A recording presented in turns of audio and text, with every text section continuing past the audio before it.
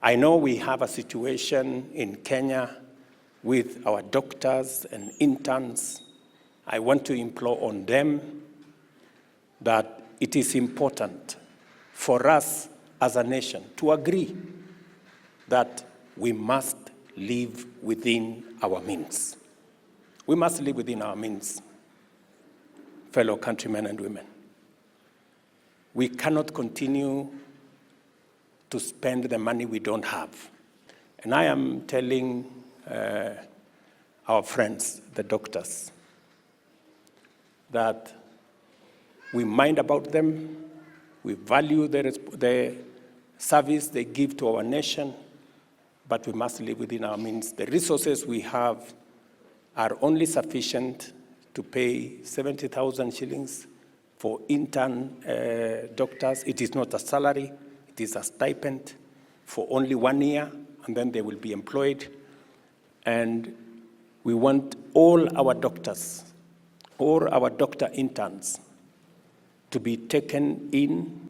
We are going to spend the resources that we have to make sure all the 1,500 plus or minus doctors, all of them are absorbed at once, and we have the resources to make sure that they are absorbed at what we have offered as government, because as a nation, we must live within our means. And we are going to have a bigger conversation as Kenyans, so that when the Bible says that a responsible father leaves an inheritance for their children, we as Kenyans, we should not leave debt to our children.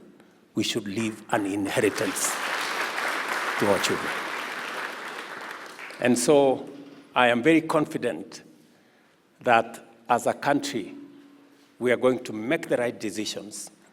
And I promise you that I will always speak the truth to our nation. Because in speaking the truth to our nation, we will be free as a nation from the yoke of debt and expenditure that we cannot afford. About 10 days ago, I called the whole of government, and we agreed that we must live within our means. We're going to reduce our budget from 4.2 trillion down to 3.7 trillion so that we can live within our means. You know what? The Bible says in John 8:32, you shall know the truth, and the truth will do what? Will set you free. We must tell each other the truth. And the truth is, we must live within our means. We cannot continue to borrow money to pay salaries, to borrow money to do things. We must begin to live within our means. We are going to have a conference on the 15, 16, and 17 in Kenya so that we can discuss our wage bill as a nation. Because we are spending 1.1 trillion shillings every year to pay salaries and wages of the 2.2 trillion we collect. It is way above what we should be spending. Our wage bill is 47% of our revenues. It should be 35% according to the law. So we are way above. So we need a conversation so that those of us who earn salary must be responsible, and we can progressively reduce our wage bill so that we can free more resources to create jobs for our young people, to make sure that we can fund our health care, to fund our education, to fund our development. That is a conversation we must have as a nation. When I told the nation last year that we cannot sustain subsidies, many people thought I did not think correctly. But we got rid of subsidies. We instead funded our production.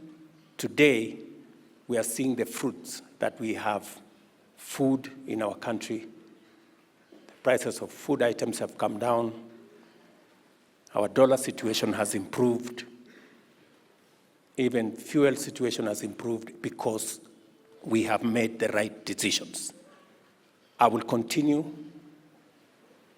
the path of making the right decisions for our country, because you can never be wrong if you make the right decisions. They may not be popular, but the right decisions will always prevail, and we will get our country where we want to go.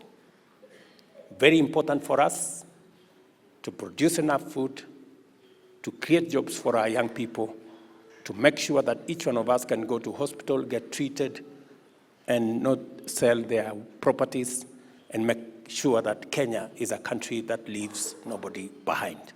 So I am happy to be in this congregation this morning, and just to confirm to you that we are on course in making sure that Kenya becomes that great country that we all want it to be. Sisi wote ambao ni wakulima, tufanye bidii, tukivuna mahindi, tupande sunflower, vile mulifanya mwaka huu, ndio tuanze kupunguza ile maneno ya kuimport edible oil, na tuweze kusafiri safari moja kama wa Kenya. I am very proud of this nation. It is a great nation. It is a blessed nation. Traveling across this globe, that to tell my fellow countrymen and women that we are a special nation. We are a great nation. We are a blessed nation. Kenya is a blessed nation. I can say that with a lot of confidence. And it is our responsibility to make it greater as we work together to make this nation be the nation that we all want it to be, a greater nation that we founded.